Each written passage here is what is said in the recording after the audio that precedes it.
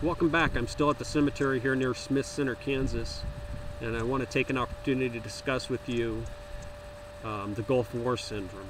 I was in the Army during the Gulf War. I was injected with who knows what, and I've been diagnosed with the Gulf War syndrome.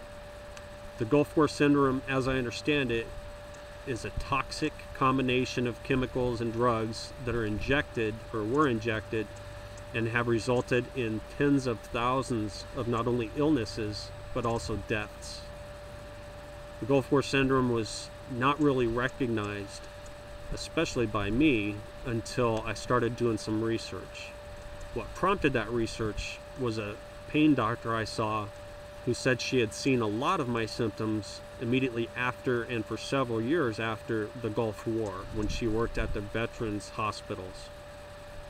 Being part of the VA system, she was open to receiving information and very understanding and knowledgeable about the things that were done to and by the soldiers.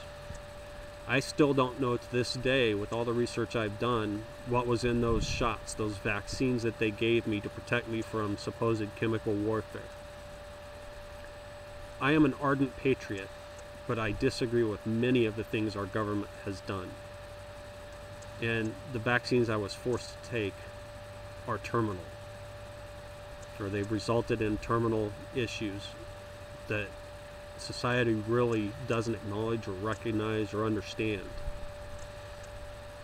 When the Gulf War syndrome was really recognized, from what I understand, is when a congressman's son returned and became extremely ill, and on his death certificate of that soldier, it was written the Gulf War syndrome. The death certificate was later changed, and that prompted the congressman to request an inquiry which resulted in a congressional review of Gulf War syndrome specifically. If you've served in the Gulf War especially, or were going to serve and were vaccinated for that, you should be aware of what's happening to you. You should be especially sensitive and knowledgeable about things such as your white blood count. You should be tested for the Epstein-Barr virus, which my blood titers were off the charts. There is no rating for my blood because it was so extremely high and toxic. The other things you should watch out for are symptoms of arthritis, fibromyalgia, high blood pressure, diabetes or sugar problems, and digestive issues.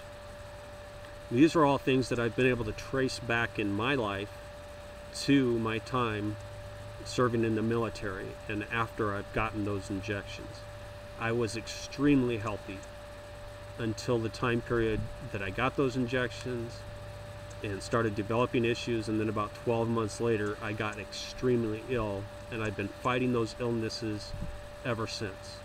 It will be an ongoing struggle until the final terminal days of this disease, this Gulf War syndrome, take effect and I pass away. People ask me, as a chaplain and minister, by the way, I prefer the term chaplain, because to me a minister is part of a organized religion, which I do not agree with. To me, being a chaplain is to be a spiritual guide and to be a spiritual leader. It's not to tell you how to worship or to judge you. Anyway, as a chaplain, people ask me all kinds of questions about health and well-being. Knowing what I struggle with and knowing what I'm going through helps them to appreciate my responses. I tell them that I have to fight. It's a constant struggle, and it is a fight every day to continue on with life, to be as healthy as I can be, and to be as happy and live as good of a quality as life is possible. That's what I encourage everybody to do, regardless of what their health, financial situation, marital situation, stresses they go under. In order to do that, I surround myself with as positive of people that agree with my fundamental beliefs as I can find.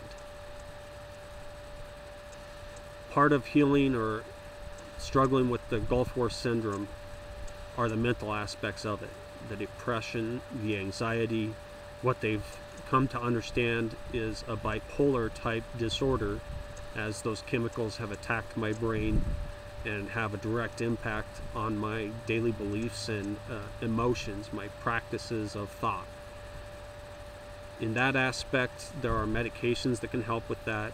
Diet helps a lot with all aspects of the Gulf War syndrome. Exercise and vitality of friendships and family. I need people around me that are understanding, that respect my limitations, and that are willing to be knowledgeable, if not already knowledgeable, about what I'm going through.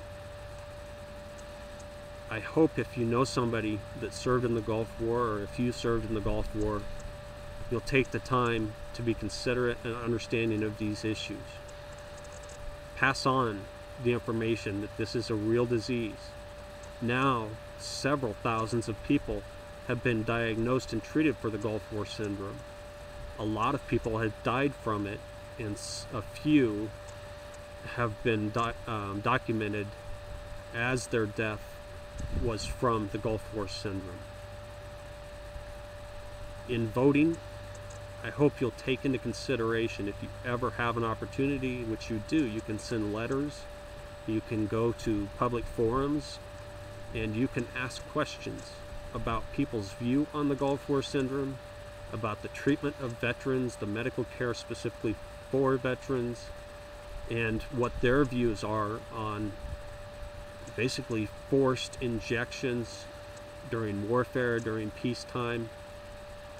I had been immunized. I had to prove that I was immunized several times before the Army accepted me.